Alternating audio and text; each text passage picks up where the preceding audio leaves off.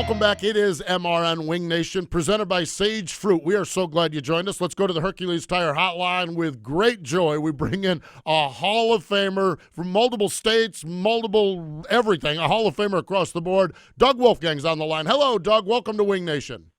Hey, thanks for having me on. Well, what's how are you? How are things going? What you working on? What's going on in your world? Oh, I draw Social Security. You know, I'm just so old. That's the only thing I get done. I don't believe that for a minute. Hey, one of the things that I saw, we're going to talk a lot about your history and a lot about your past, but I see your boy Robbie is racing a car, and are you involved with that at all? Yeah, it's my car. It's just a little 305 car because that's about all we can afford, but we have fun with it. He won Friday night at I-80 Speedway in Omaha with it. Really, really cool. It's cool to see you involved with him. And how much has things changed since you were racing back in the 80s and 90s to now him racing? Well, it's not even close for what I can remember, although I'm pretty old and it's been so long I can't remember much. But the tires and all that stuff that goes on are different now, and you just have to keep up with it a little bit and try to stay on top of it. And for me, I got a fabricating shop, and we build mostly race cars and repair race cars, most of them sprint cars, some drag racing. But so I've kept up a little bit enough to keep him, like in this 305 class, it's not near as competitive as 360s, which isn't near as competitive as 410s. So it's several steps down from the top league, but we have fun with it and we enjoy it, and it's not that hard to keep up with it. Although when they get to the World of Outlaw or 410 level, you have to be on your ball game to keep up. It's very hard. Doug, it's interesting to hear you talk about 410, 360, and 305. Correct me if I'm wrong. Back in the day, it was simply sprint cars. And do you obviously the 305 allows you to race with your son from a dollar and cent perspective, but do you like the fact that there are different divisions of sprint cars now? No, I don't. I'm not really big on it as far as either you're a sprint car driver or you're not. But I understand, and I'm glad they have these things now, because there's no way that I could field a 410 with a couple $2,000 or $3,000, $50,000 motors and enough parts in the trailer to get it to the track and be competitive. Whereas with the 305s, they don't make enough horsepower to hardly blow themselves up. So you put the motor in and you change oil now and then, and that's about all there is to it. And the rest of it is just racing and learning how to drive and learning how to change for the track conditions. And that's the part of it that I enjoy the most anyway, as far as the repetitive working on the motors day and night and spending every dime you got to keep them going good. That doesn't really interest me anyway, even if I had the money, which I wouldn't really want to spend that. If I had it, I wouldn't want to spend it, and I'm sure I don't have it. So. That's funny. You talk about you're either a sprint car driver or you're not, and I want to revert back to your early days. You ended up being a sprint car driver, but that really wasn't where you intended to be. You actually wanted to use that as a stepping stone to get to IndyCar racing, correct? Well, but you understand, when I came along, I graduated from high school in 1970, so I grew up in the 60s. And at that time, there was no professional racing. I didn't know anything about racing. We didn't even have 7-Elevens out here where I'm from, let alone magazine racks to see what was going on in racing.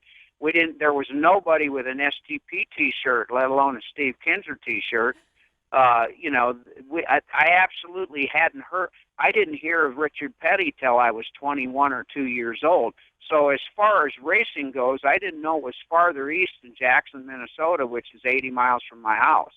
I didn't have a clue. The only thing I knew was that on Memorial Day weekend, when we would have a family picnic as a kid growing up, there was an Indianapolis 500 race on the radio, and I listened to it, and I understood what Parnelli Jones, A.J. Foyt, Jim Hurtubise, Dick Rathman, and those type of guys.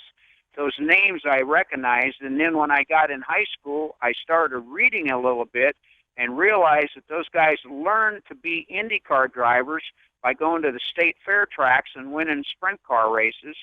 And at that, during the 60s, one of the biggest sprint car tracks in the country for the fair circuit was the Minnesota State Fair, which wasn't too far away from where I live.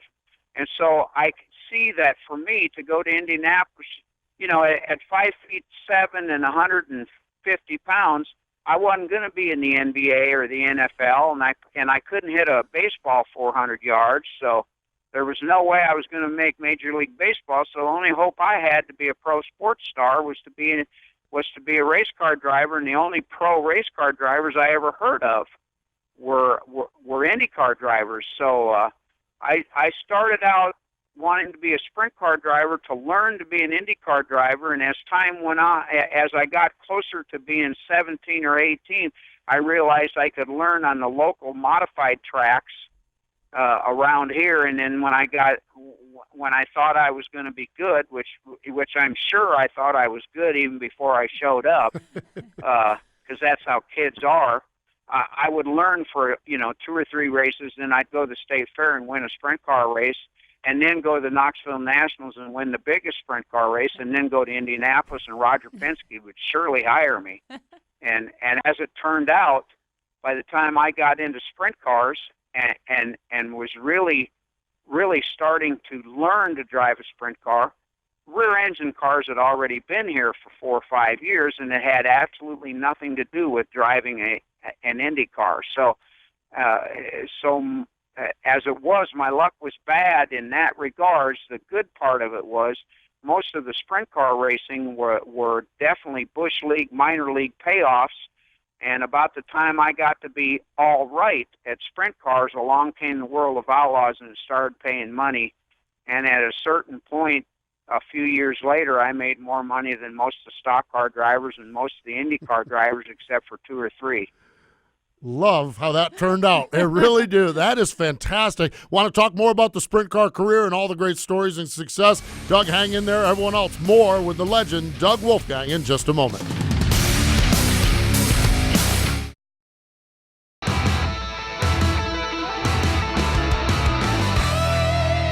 Welcome back. It is MRN Wing Nation, presented by Sage Fruit, brought to you here on MAV TV, and just having so much fun talking with Doug Wolfgang, enjoying this conversation so much. So, Doug, before the break, we got you into sprint cars and some of the success you had, but as you look at your career, is there a moment, is there a time, is there a combination that is like, man, I want everyone to know that is Doug Wolfgang at his finest?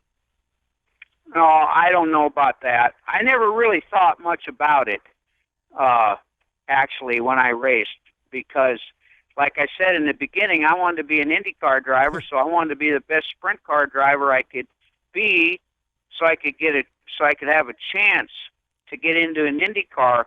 And one of the most disappointing things to me is the fact that the first time I won the Knoxville Nationals with Bob Trossel of Des Moines was in 1977, and I won 4 more times after that. But that first time, I was so hell bent to go to Indianapolis that now, at 63 years old, I can't even remember. I have no recall of that race. I know I won. I know I was on the podium, but when I think back in my mind, I can't think of sitting in that car. I don't remember getting the checker flag. That really disappointed.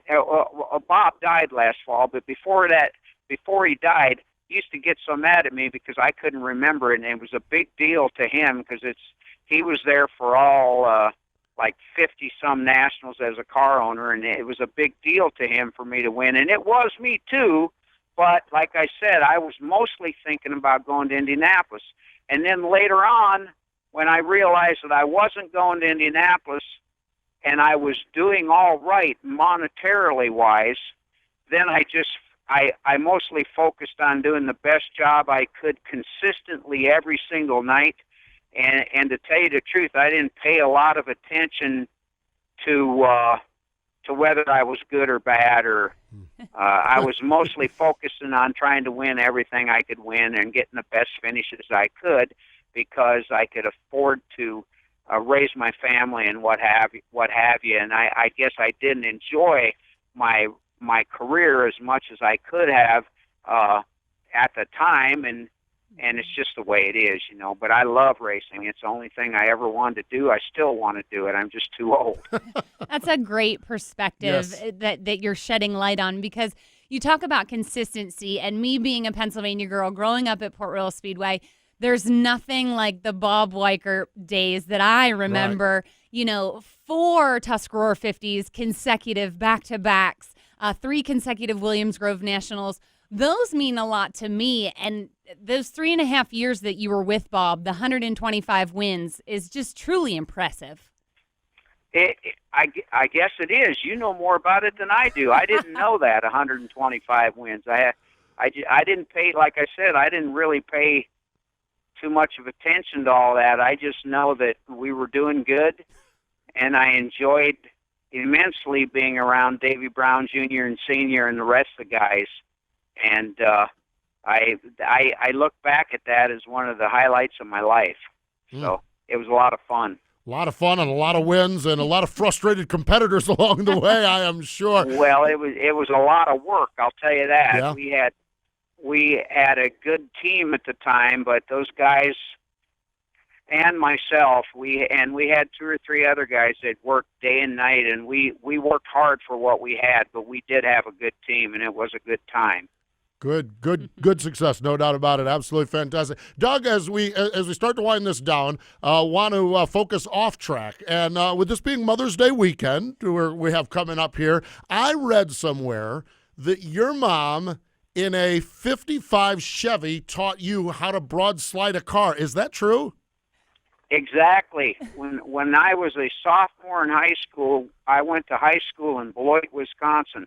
My parents moved over there for 1 year for a job, and it wasn't their cup of tea, so I ended up coming back here to South Dakota and to the rest of my high school years and graduated from here. But in that year, my dad worked nights, and on Friday night, when I would get out of school, my dad was working. Rockford Speedway used to run USAC midgets on Friday night quite a bit in like 19 whatever year that would have been, 67 or 68. And she would let me, we would get to the edge of town and she'd let me take over and drive. And it was a standard transmission 6-cylinder, and we'd drive around on the country roads and end up going to Rockford Speedway. But on the way, she'd do knitting and read magazines, and we'd drive up to the pit gate at Rockford Speedway, and I'd jump up on the fender and jump over the chain link fence and help somebody at the racetrack, and I'd always pick out a good guy like Jimmy Carruthers or Bill Vukovich or somebody like that to bust tires for and what have you. But then on the way down there and on the way home, she'd let me slide the corners on the gravel. Yeah. Oh, she'd tell me how to pick, she'd tell me how to set it in there and, pick it up harder, and all that. She never got nervous at all. My dad would have never, nothing against my dad, but he wouldn't have done that with his car. He loved his car, That's it. Mother knows best, and she did good, that's for sure, because it all worked out.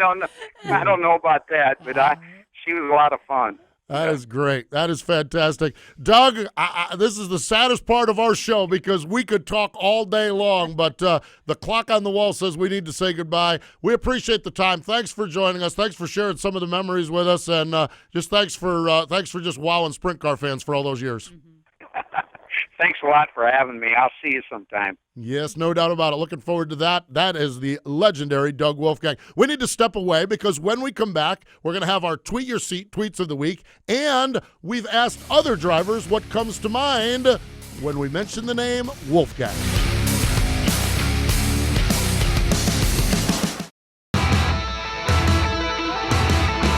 MRN Wing Nation, presented by Sage Fruit here on MAV TV, and wow. Yeah. What do you say? What more can you say?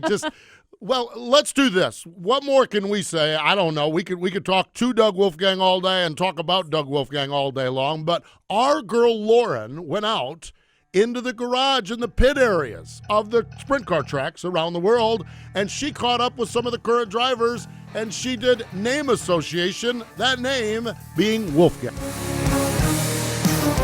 Wolfgang. Doug. Doug Wolfgang, probably one of the best race car drivers, one of my idols growing up. Wolfgang. Hero. Never got to see Doug race, but it would have been awesome to see him race, and I never got to meet him. I want to meet him someday. Wolfgang. One of the best. Even better.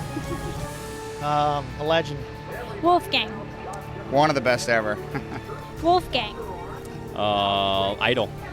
I just remember at Eldora that Terry Baldos used to announce, and he would do nicknames, and he would always get up there and joke around, and he always tell everybody that he was the good-looking one. And obviously at the time it was Steve, Sammy, and Wolfie, and he would get up there and crack jokes. And but probably one of the sharpest guys that ever drove and worked on one.